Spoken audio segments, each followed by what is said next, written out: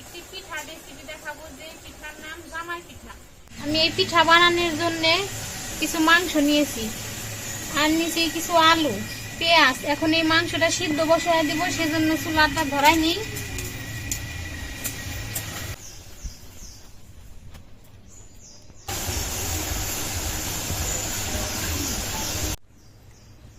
চুলাটা ধরাই দিছি, এখন কড়াইটা বসাই নেই। কড়াইতে এবার দিয়ে দিব পানি।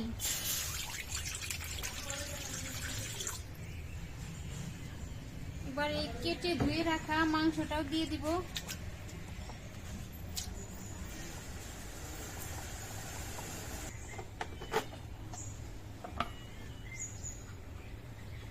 দিয়ে দিব হলুদের গুঁড়া, মরিচের গুঁড়া, ধনিয়ার গুঁড়া, পরিমাণ মতো লবণ।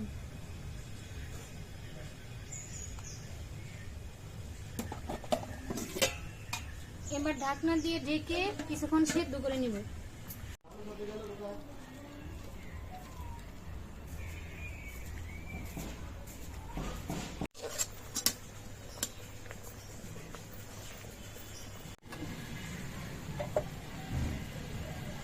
আমার মাংসটা কিন্তু যতটুকু সেদ্ধ করার দরকার ততটুকু আমার হয়ে গেছে, এখন নামিয়ে নিব।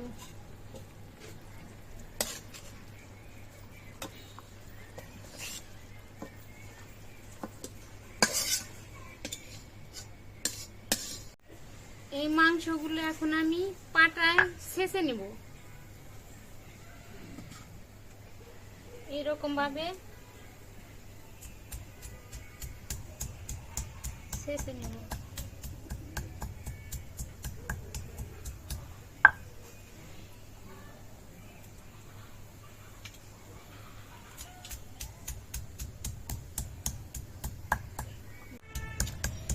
এই পিঠাকে আমরা জামাই পিঠা বলি, তার কারণ হচ্ছে মেয়েদের বিয়ে হওয়ার পর যে ফিরানি আনে, ওই দিন সব পিঠার সাথেই এই পিঠাটা বানাই, সেজন্য এই পিঠার নাম আমরা বলছি জামাই পিঠা। কিন্তু অনেক অনেক জায়গায় আর এই পিঠার নাম কি বলে আমি জানি না, তবে আপনাদের ওইখানে এই পিঠার নাম কি বলে কমেন্টে জানাবেন। আমার সবগুলা মাংসই কিন্তু ছেঁচা হয়ে গেছে। এবার এই মাংস তেলে ভেজে নেব।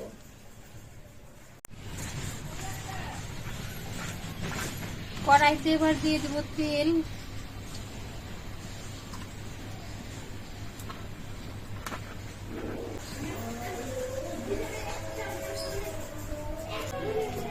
দিয়ে দিব গোটা গরম মশলা, তেজপাতা, পেঁয়াজ কুচি,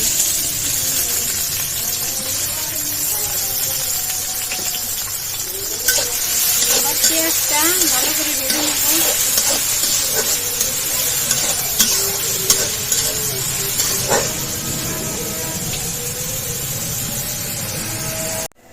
পেঁয়াজটা কিন্তু অর্ধেক ভাজা হয়ে গেছে। এবার দিয়ে দিচ্ছি আলু, কেটে ধুয়ে রাখা আলু।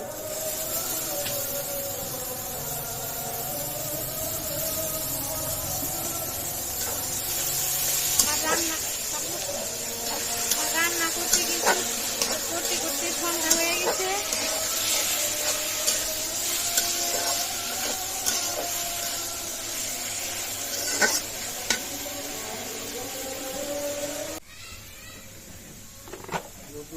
আলু আর পেঁয়াজ ভাজা ভাজা হয়ে গেছে। এবার দিয়ে দেবো বাকি সব মশলা। দিয়ে দিব মরিচের গুঁড়া,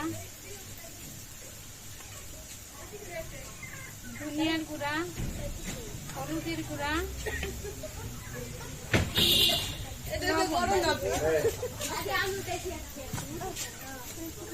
আদা রসুন জিরে বাটা।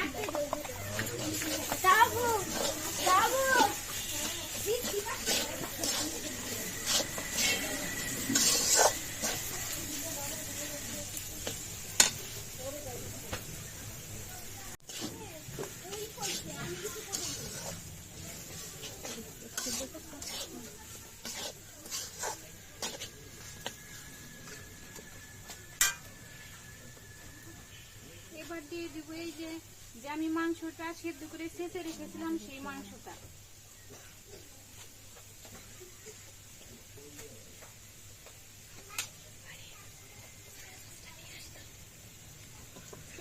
এবার সব কিছুই খুব ভালো করে ভাজা ভাজা করে নিব।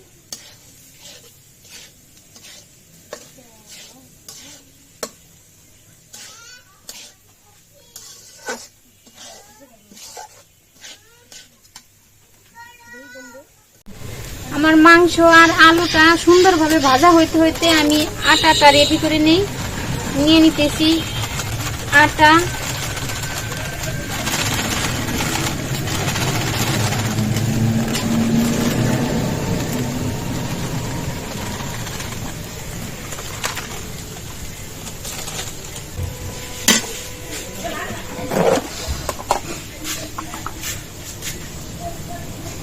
দিয়ে দিব লবণ,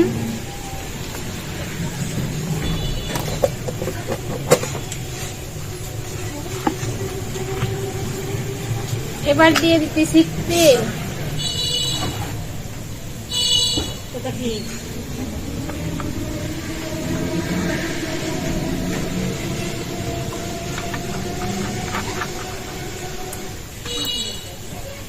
এবার এই লবণ, তেল আর আটা ভালো করে মাখিয়ে নেব।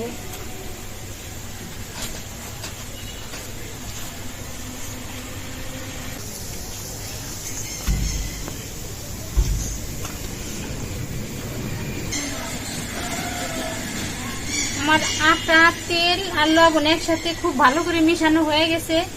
এবার অল্প একটু পানি দিয়ে ভালো করে আটাটা রেডি করে নেব।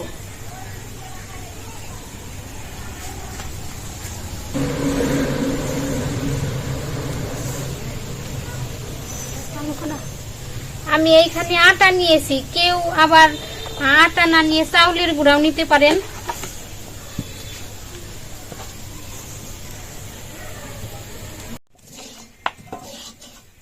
আমার আটা কিন্তু মাখানো রেডি হয়ে গেছে।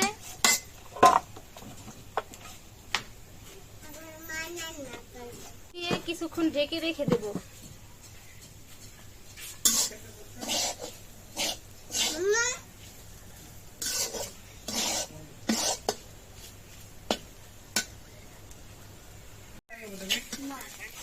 আমার আলু আর মাংস কিন্তু খুব ভালোভাবে ভাজা হয়ে গেছে, ঝরঝরে হয়ে গেছে। এবার নামিয়ে নেব।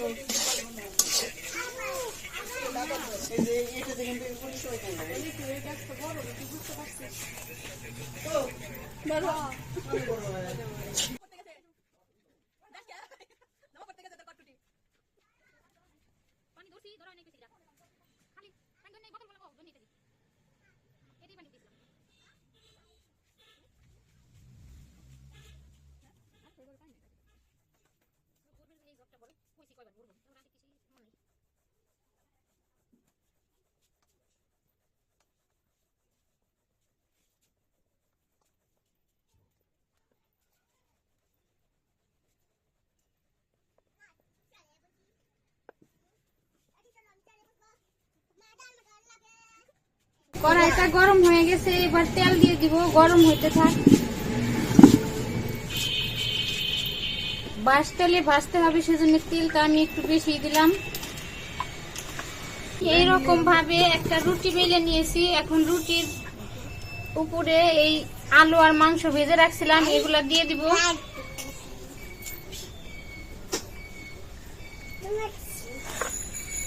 তারপরে এরকম ভাজ দিয়ে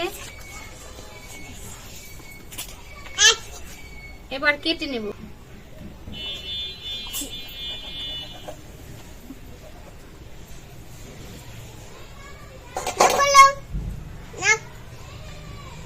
এবার হাতের সাহায্যে এরকম ভাবে চাপ দিয়ে আটকিয়ে দেব।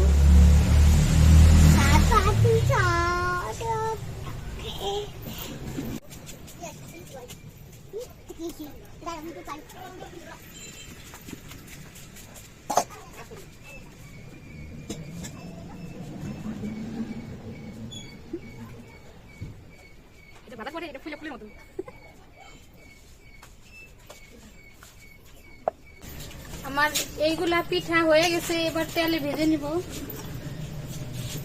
বিসমিল্লাহ। আল্লাহ বারাকাতিল্লাহ। কথা বলে না,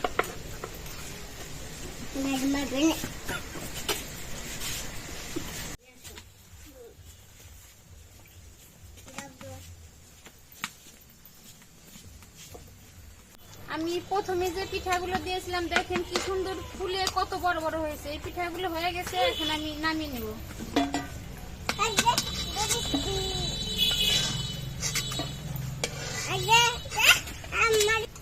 এখন আমি এই ডিজাইন করে পিঠাগুলো কাটছি, এইগুলা ভেজে নেব।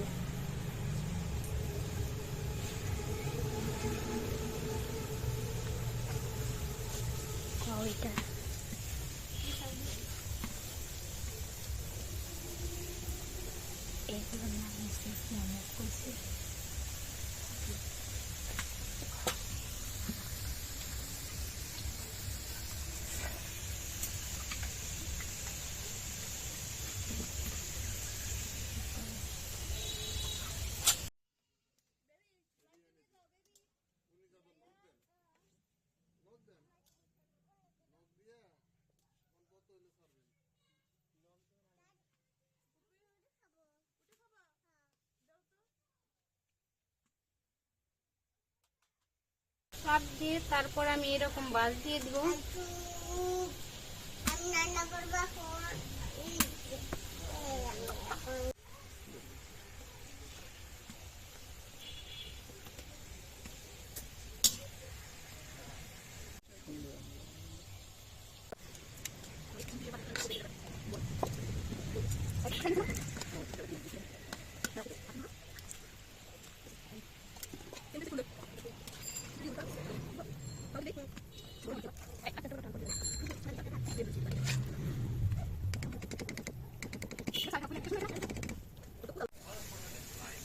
আমার এইগুলা ভাজা হলেই কিন্তু পিঠা ভাজা শেষ।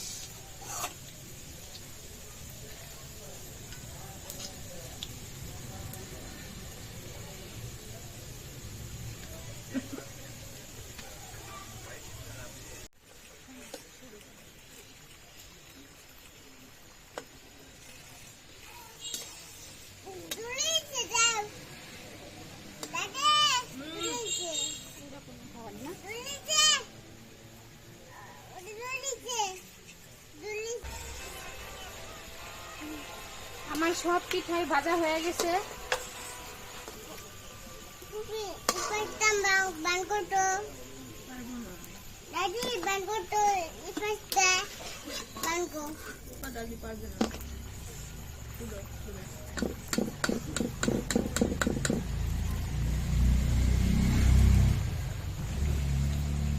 আমার এই পিঠাগুলা কিন্তু একবারে ফুলে গোলাপ ফুলের পাপড়ির মতো হয়ে গেছে, দেখতে মনে হচ্ছে গোলাপ ফুল।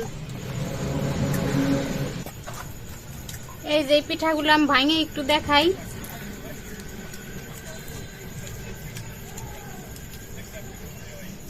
এই যে ভিতরটাও অনেক সুন্দর মতো সেদ্ধ হয়ে গেছে।